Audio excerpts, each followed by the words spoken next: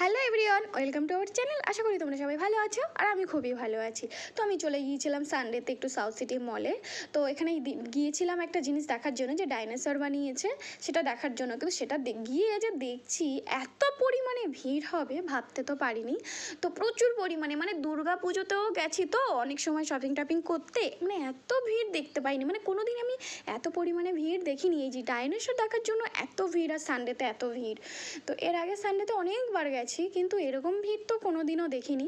তোমরা দেখতেই পাচ্ছ একদম টিল টিল করছে, মানে মনে হয় দুর্গা পুজোর প্যান্ডেল দেখতে এসছে, দুর্গা ঠাকুর দেখতে এসছে এইরকম।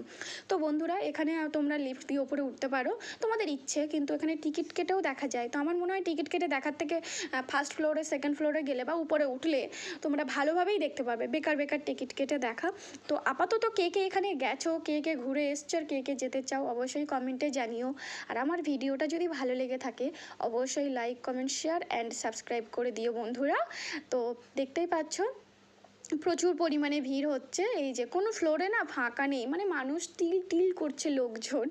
তো যাই হোক, তারপর এখান থেকে একটু ঘোরাঘুরি করার পর তারপর আমরা চলে গিয়েছিলাম একটু গ্রসারির আইটেমের দিকে, যেহেতু আমার বাড়ির কয়েকটা জিনিস কেনার জন্য, কিছু বলবো না, মানে জাস্ট কয়েকটা 2-4টে জিনিস কেনার জন্য গিয়েছিলাম। তো তারপর আমরা ফিরে এসেছি। তো বন্ধুরা দেখতেই পাচ্ছ, তারপর উডল্যান্ডে গিয়েছিলাম একটু জুতো দেখার জন্য। তো ওখানে গিয়ে পছন্দ হলেও প্রাইসটা না অনেক বেশি। তো এর আগে আমার বাড়িতে মানে কিনেছিলাম, কিন্তু আমার প্রাইসের মধ্যে ছিল তাই কিনেছিলাম। বাট এখন দেখতেই পাচ্ছ, তো মানে যেহেতু প্রাইসটা অনেকটা বেশি বলে আর কিনলাম না, তো ঘুরতে গেছি, ঘুরেই চলে এসেছি। তো তোমরা দেখো, এই যে দেখতে পাচ্ছ, তখন এখানে প্রায় 9টা 9:30 বাজে তখন রাত্রি, তখন এত পরিমাণে ভিড় হচ্ছিল। মানে এর আগে তো প্রচুর পরিমাণে লোক চলে গেছে, আবার মানে এরকমই যে এত ভিড় ছিল, মানুষজন এত ছিল। তো বন্ধুরা, যদি ভালো লাগে অবশ্যই লাইক, কমেন্ট করো, শেয়ার করো। Tata, bye bye. সবাই ভালো থেকো, সুস্থ থেকো অ্যান্ড সবাই ভালোভাবে থেকো।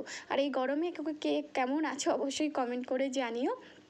তো তোমাদেরকে আরও একবার ঘুরিয়ে দেখিয়ে দিই। তোমরা তো অনেকেই প্রচুর সবাই তো আসো, তোমরা জানো, নতুন করে কিছু বলার নেই। তো এই ছিল আমার গ্রসারি। তো tata, bye bye, thanks for watching. সবাইকে টাটা, সুস্থ থেকো, ভালো থেকো।